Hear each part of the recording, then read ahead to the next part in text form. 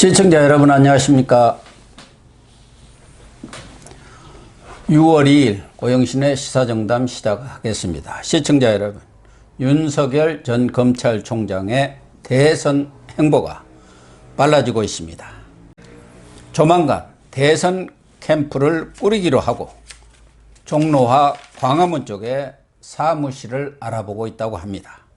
가속도가 붙고 있는 윤석열 전 총장의 대권 행보, 이종근 전 데일리안 편집국장님과 짚어보도록 하겠습니다. 이 국장님. 네, 안녕하십니까. 예.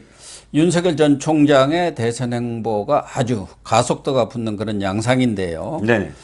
공개 행보를 시작한 뒤에 네. 지금 뭐 정치권 인사들과도 여러 차례 이렇게 만난 것으로 확인이 됐는데, 네. 그러니까 어제 저녁이죠. 네. 어제 저녁은 연희동 거리를 찾았어요. 네, 그렇습니다. 이 특별히 연희동 거리를 찾은 이유가 있습니까? 그 연희동 거리를 찾은 이유는 만난 그 대상 때문이에요. 예. 그 누구를 만났냐면 모종린 연대 국제대학원 교수. 이 교수가 단순히 뭐 그 국제대학원 교수가 아니라 사실 골목 상권, 예. 골목 여지도를 만든 사람입니다. 즉 우리나라 전국에 155여 개의 그 골목들을 예. 실질적으로 상권으로 이렇게 형성된 것들을 다 기록으로 남겨서 이분의 주장은 이거거든요. 골목 상권이 살아야 된다. 소상공인들이 살아야 된다. 그런데 국가가 소상공인들을 대우하기는커녕 도리어 소상공인을 울리는 정책을 펴고 있다라는 주장을 하신 분인데, 바로 이 모종린 교수와 만나서 연남동에 있는 상권, 특히나 연남동 일대가 예. 그 청년들이 실제로 들어가서 이런 어떤 그런 그 창업을 하는 그렇잖아요. 스타트업을 하고 또는 예. 창업하는 그런 음식점들이 굉장히 많거든요. 그래서 4차례 정도 장소를 좀 옮겼다고 저는 봤습니다. 그래서 그런 것들을 현장에서 보고 또 전문가와 이야기를 나누기 위해서 어저께 행보를 한 것으로 보입니다. 그러니까 연남장에서도 식사를 했고, 연남장은 모르는 사람 뭐 중국집이라고 생각하는데 그런 게 네, 아니고 네. 젊은이들이 이렇게 네, 복합문화공간. 복합문화공간인 네. 것 같아요. 네, 네. 그리고 캐비넷 클럽 네, 이렇게 혼자 이렇게 술집을 먹고. 하는 그런 데 가서 또 한잔 하시면서 네, 네. 어쨌든 이 모종린 교수가 스탠퍼드 대학 출신의 경제학자인데 네. 골목길 상권, 네. 특히 컬처노믹스, 문화와 경제가 에코노믹이 합쳐지는 그런 이런 골목 상권을 개발해야만이 민생이 살아난다. 그렇습니다. 그러니까 대기업이라든가 큰 데서 수출을 하고 그런 것은 그런 것대로 하더라도 네네. 이 골목 상권이 살아나지 않으면은 민생이 살아나지 못한다. 그런 생각을 가지고 지금까지 이렇게 골목 경제학을 쭉 해왔던 분인 것 같아요. 네네, 그렇습니다. 그래서 어제는 또 이 모종린 교수와 함께 장해찬이라고 30대 시사평론가도 이렇게 같이 동행을 했더라고요. 네네. 의미가 있죠? 네. 왜냐하면, 지금 제가 두 가지입니다. 하나는 가장 빠르게 보도가 됐어요. 그러니까 어저께 밤에 한 행보가 다음날 바로 보도된 적이 없어요. 며칠 후에 이제 한 사나흘 후에 뭐 25일 날 만났다 그러면 27일쯤에 만난 사람 입을 통해서 언론에 알려지고 이런 식의 행보였는데, 어저께는 밤에 이루어진 일이 그 다음날 바로 알려진 건 장해찬 평론가 때문이거든요. 장해찬 평론가가 직접 그 메신저 역할을 했어요. 가서 사진도 찍고 그 다음에 언론들에게 그것을 이야기하고 하는 역할을 하면서, 실제로 장해찬 평론가가 방송에도 많이 나가고 시사평론도 하고 유튜브도 하거든요. 이런 메신저를 지금 하나 저 언론에 공개했다. 앞으로 그래서 혹시나 비슷한 어떤 행보가 있을 때 장해찬 평론가를 이용해서 신속하게 보도를 하게 하지 않을까 하는 그런 또 생각을 좀 해볼 수가 있죠. 특히 어제 그렇게 연희동에 이 거리를 찾은 것은 여기가 젊은이들의 거리고, 젊은이들이 새로운 창업을 하고 스타트업을 하는 그런 음식점들이 몰려 있는 곳 아닙니까? 그런 것을 보면은 윤석열 전 총장의 어떤 마인드가 네네. 20, 30대 젊은 층, 지금 젊은 층들이 일자리를 못 구해서 아주 좌절 상태에 있는 그런 상황 아닙니까? 네네. 특히 또 자영업, 네네. 거기에 또 경제, 네네. 이런 부분에 윤석열 총장의 의중이랄까 마인드가 꽂혀 있는 게 아닌가 그런 생각이 들어요. 예. 그걸 제가 한번 좀 정리해 드릴까요? 어떻게? 한번 예. 최근에 일단 3월 19일 날부터 시작이 됐는데 3월 4일 날 사퇴한 이후에 3월 19일 날 김영석 교수를 만나서부터 지금까지 13명 한 명이 이제 명이 아니라 팀인데 어쨌든 13번의 만남과 전화가 있었고요. 그 중에서 전문가를 만난 게 6팀입니다. 아, 6팀. 근데 이 6팀이 모두 다 공통점이 있어요. 말씀하셨던 부분. 청년 일자리 도시 계획, 그러니까 부동산 문제, 뭐 이런 노동 문제. 이것도 청년 일자리예요. 이게 부동산 문제도 사실은 청년들에게 집을 어떻게 줄 건가 이 문제거든요. 그러니까 청년들이 중심이 된 경제 문제, 부동산 문제, 일자리 문제 이것들이 굉장히 모여져 있다는 건데 예를 들어서 4월 11일 날 정순국 중앙승가대 교수가 이제 전문가로서는 처음이에요. 예, 그렇죠. 이 사람이 이제 노동복지 문제인데, 이 사람이 그 4시간을 그 만나서 해준 얘기가 이거예요. 청년들에게 지금 일자리가 가장 중요하다. 청년들한테 어떻게 일자리를 줘야 되느냐? 노동의 유연성을 만들어야 된다. 이게 이제 이 사람이 한 얘기고, 그 다음에 5월 8일 권순우 한국자영업연구원장. 그렇죠. 이게 또 자영업자들에 대한 이야기거든요. 자영업자들의 지금 힘든 것을 왜 어떻게 해야 되는가. 소주성이 잘못됐다. 이렇게 지금 말했던 사람이고요. 그 다음이 5월 24일 블록체인 창업자들. 다 20대 대표들이에요. 나이는 20대인데 그 이들에게 지금 청년 이 자영업 청년 스타트업이 어떤지 실태를 알아봤고 그리고 지금 유현준 교수를 또 만납니다. 5월 27일 이 사람은 주택 문제, 부동산 문제 전문가거든요. 그렇죠. 물론 도시건축 전문가긴 하지만 직접 들은 건 그런 얘기. 그리고 윤희숙 의원이 사실은 의원이긴 하지만 그러나 또 전문가 아닙니까? 경제 문제에 대한 전문가. 그러니까 경제와 관련돼서 만난 6팀은 모두 다 키워드가 청년, 일자리, 그 다음에 경제, 민생. 완전히 거기에 집중돼 있었다는 겁니다. 그리고 이제 이런 전문가 그룹과 네. 지난주부터 본격적으로 정치인들, 네네, 그렇습니다. 그중에서도 이제 국민의힘 정치인들을 대부분 만났지 않습니까? 네네. 그래서 제일 먼저 만난 분이 윤희숙 의원이라는 얘기가 있어요. 네, 그렇습니다.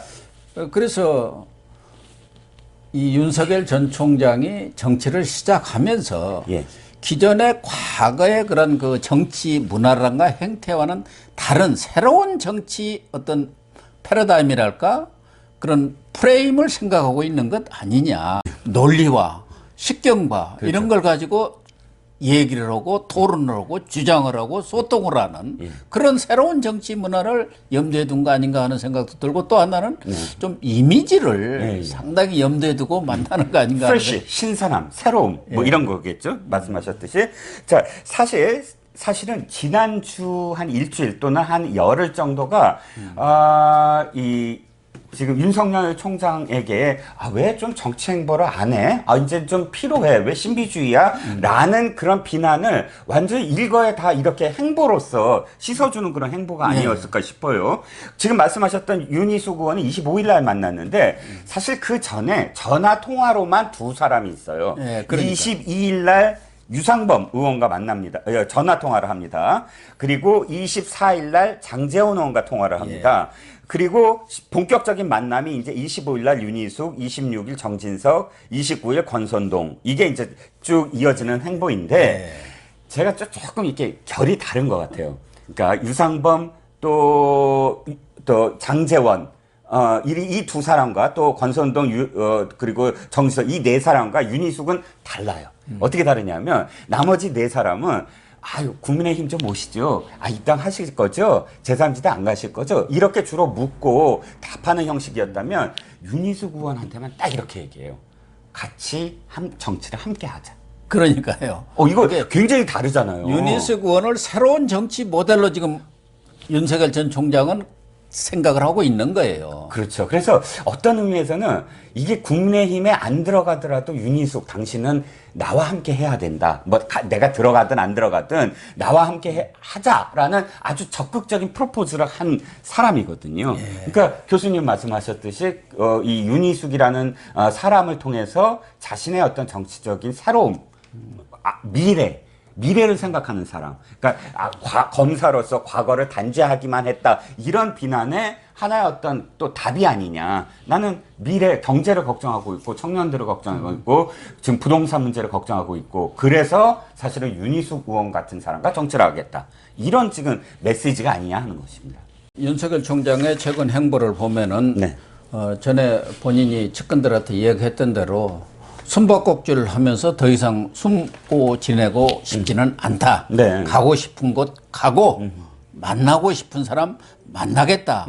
그런 것을 이제 실행에 옮기는 것이고 실질적으로 이제 정치권 진입을 위한 워밍업을 지금 본격적으로 시작했다. 네. 그러니까 공개적인 정치 행보를 시작했다 이렇게 보면 될 것 같고. 그렇죠. 강릉하고 이 어저께 그 연희동하고가 일맥상통하는 지점이 그렇죠. 있어요. 예. 다른 부분들은 사실은 그냥 이 언론에 나중에 알려지는 것이었는데 그 두 만남은 공간이 열려진 공간. 그러니까 시민들이 달려가서 함께 사진 찍고 사실 보도되는 것보다 시민들이 자기 블로그에 자기 SNS에 올린 게 더 빨랐어요. 예, 사진 찍고 올리고 또 어저께 연남동 연희동에서도 젊은이들과 함께 굉장히 많이 만났다고 하거든요. 이런 그런 공개 행보가 말씀하셨듯이 숨바꼭질 안 해. 나 이제 이 정치인들 전문가들만이 아니라 실제로 현장에서 시민들과 직접 만날 거야. 바로 소통을 하겠다. 바로 소통할 거야. 현장 정치를 하겠다. 그 얘기 아닙니까? 예. 그런 어떤 의미를 받아들여야 되겠죠. 특히 정치인들과의 그런 만남에서 나온 얘기들을 종합해 보면은 네네. 사실은 저희 고영신 TV가 다 며칠 전에 보도한 내용입니다. 네, 그렇습니다. 정용상 네네. 공정과 상식 포럼 상임 대표죠. 그분이 윤석열 전 총장하고 아주 소통이 많이 되시는 분이고 그분이 와서 말한 핵심 두 가지가 있습니다. 그 하나가 확실히 대권 도전하겠다는 의사를 여러 차례 본인한테도 표명을 했다. 대권 의지는 더 이상 의심할 여지가 없다는 거 하나하고 제3지대라든가 독자 출마 이런 것은 전혀 생각하지 않고 있다. 그러니까 제3신당은 전혀 생각하지 않고 있다. 이 두 가지를 얘기했는데 지금 종합해 보면은 그 두 가지가 가장 윤석열 총장과 관련해서 불확실한 내용이었는데 이런 정치인들과의 관계에서도 그런 부분이 지금 명확히 밝혀지고 있지 않습니까? 특히 장재현 의원의 전언에 따르면 더 그런 것 같아요. 네, 그렇습니다. 그러니까 뭐 제3지대 안 간다, 신당 창당 안 한다 이렇게 좀 확언을 했다고 하는 게 이제 유상범 의원한테는 그렇게 얘기했다고 하고요. 또 뭐 이런저런 고민도 했고 생각도 많이 했지만 몸을 던졌다, 결심이 섰다, 자고면 안 하겠다. 이것도 일맥상통한 지금 그렇죠. 고영신 TV에서 지금까지 계속 보도한 내용이 집약적으로 지금 의원들에게 계속 반복돼서 이야기를 하고 있습니다. 다만 이제 시기만 뭐 정확하게 얘기하지 않았을 따름이지 국민의힘 입당은 너무나 당연한 것으로 지금 전체적으로 이렇게 얘기가 되고 있어서 만약에 이런 상황에서 제3지대 나간다 그러면 이건 말이 안 되는 것 같고요. 다만 이게 이제 6월 말이냐. 뭐 사실 제일 먼저 보도한 게 조선일보입니다. 조선일보가 단독 보도 이렇게 만남을 단독 보도하면서 이제 뭐 7월 설을 흘리고 있는데 또 다른 쪽에서는 6월 말설 뭐 이번 달 내로는 그러니까 들어올 것 같다. 뭐 이런 지금 측근 전언도 있거든요. 그래서 제가 생각할 땐 지금 빨라지고 있는 게 아니야 점점. 그러니까 속도가 빨라지고 있는 것이고 제가 볼 때는 하나는 윤석열 전 총장이 정치권 진입을 공식적으로 선언하는 그런 어떤 이벤트랄까 퍼포먼스가 6월 중에도 있을 수가 있는 것이고 그 다음에 6월 11일 날 당 지도부가 선출이 되고 당 지도부가 선출된다고 뭐 바로 만나고 그럴 수도 없는 거 아닙니까? 우선 당 체제도 정비하고 그러니까 그런 부분들을 봐가면서 7월이든 뭐 아무리 늦어도 8월 뭐 초까지는 입당하는 그래서 9월에 대선 경선 레이스에 참여하는 그런 쪽으로 2단계로 생각을 하지 않겠나 그런 생각이고 그렇죠.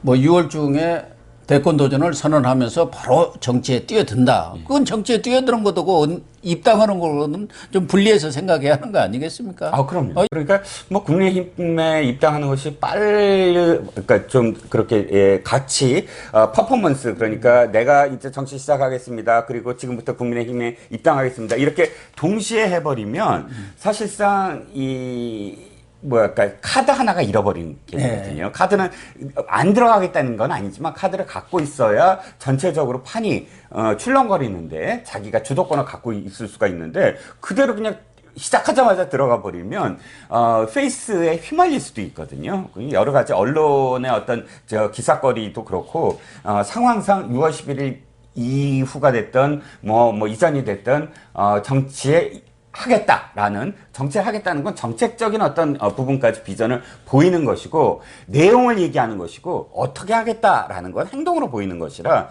교수님 말씀처럼 좀 분리될 가능성이 크다고 봅니다. 최근 언론 보도를 보면은 윤석열 전 총장의 정치 입문 또는 등판과 국민의힘이 입당을 함께 생각해갖고 6월이냐 7월이냐 그렇게 생각을 하는데 경우에 따라서는 윤석열 전 총장이 정치 입문을 선언하고 권력 의지를 분명히 표명을 하면서 등판을 하고 그 다음에는 지금 홍준표 복당 문제도 있고 안철수 국민의당 대표와 합당 문제도 있고 이런 전체적인 것을 봐가면서 입당 시기는 정해야 할 것 아니겠습니까? 또 하나는 지금 대선 캠프 구성에 착수를 한 것 같아요. 그동안에는 여러 라인들에서 이제 각자 무슨 기획팀도 있을 거고 메시지 팀도 있을 거고 뭐 수행팀이라든가 또 일정팀 이런 부분들이 따로따로 있었는데 그것을 이제 종합하고 그래서 새롭게 대선 캠프를 꾸리고 사무실을 마련하는 그런 쪽으로 지금 착수를 한 것 같아요. 예. 이게 기사 제목이 이렇게 나갔습니다. 뭐 대선 캠프 초안 보고 받았다 이렇게 나갔는데 이 그 기사 제목단 그 기자가 사실은 조금 저는 이 핀트가 어긋났고요. 그럼 국민들이 무슨 얘기야 이게 할 텐데 간단하게 이걸 말씀드리면 나 이제 정치할 거고 대선 캠프 차립니다라고 선언하는 거거든요. 보고를 받았다 이런 이 내용이 무슨 말씀을 드리고 싶냐면 이거죠. 지금까지는 여러 팀들이 있었는데 여러 팀들이 말씀하셨듯이 하나의 팀으로서 조직화되지 않았던 거예요. 그러겠죠. 그런데 지금 이 기사는 뭐냐면 이제 그것들을 모두 다 하나의 어떤 통일된 캠프로 만든다. 그러기 위해서 이제부터 뭐 장소도 구하고 하는데 장소 구하는 건 부차적인 문제고 그다음에 뭐 팀이 그러니까 보고를 한 건 부차적인 문제고 중요한 건 이제 완벽하게 대선 캠프로서 시작이 됐다. 뭐 당에 들어가든 안 들어가든 그래서 여러 가지 메시지라든가 또는 뭐 이 정치 일정이라든가 이런 부분들이 통일돼서 전문적으로 나올 거다라고 선언을 하는 것이죠. 그런데 제가 듣기로는 지금 대선 캠프를 꾸려서 가장 중요한 거 시급한 것이 이 대변인이랄까 공보팀입니다. 그렇죠. 이 부분에 대해서는 그 측근 변호사가 오래전에 지금 공보팀을 꾸릴 생각을 하고 있다. 거기에 이제 정무팀도 가급적이면은 그렇죠. 꾸리려고 한다. 이런 얘기를 했었는지가 아마 윤석열 총장이 3월 4일 그만두고 뭐 조금 지나서 그런 얘기를 했던 것 같은데 마땅한 대변인감을 적임자를 구하지 못해가지고 애를 먹는다는 소문도 있어요. 그러게요. 사실 이게 그러니까 정당에 들어가면 의원 딱 시키면 되는데 그러지 못하고 있으니까 바깥에서 이제 캠프를 꾸려서 하려면 되게 고민할 거예요. 전직 의원 출신을 할 건가 아니면 기자 출신을 할 건가 뭐 변호사 출신을 할 건가 이런 근데 어찌됐든 기자들과 스킨십을 해야 되거든요. 그러니까 솔직히 말씀드리면 안철수 현상 이후에 안철수가 나왔을 때나 반기문 현상 이후에 반기문 나왔을 때 기자들과 굉장히 매끄럽지 않았어요. 정말로 출입 기자들하고 도대체 전문적이지도 않고 해갖고 중구난방이었고 핵심도 못 찔러주고 기자들 관리도 제대로 못해서 굉장히 받지 않아야 될 비판을 많이 받았거든요. 그런 어떤 전례로 봤을 때 말씀하셨듯이 공보팀 내지는 대변인 역할이 굉장히 중요해요. 그러니까 쉽게 구하지 못하는 이유도 뭐 여러 가지 고민이 있겠지만 정말로 잘 구해야 된다. 그 사람의 역할 또는 그 팀의 역할이 지금 윤석열이라는 정치인을 어떻게 포장하고 어떻게 이미지하느냐에 결정적인 또 그런 그 요인이 될 수 있다는 겁니다.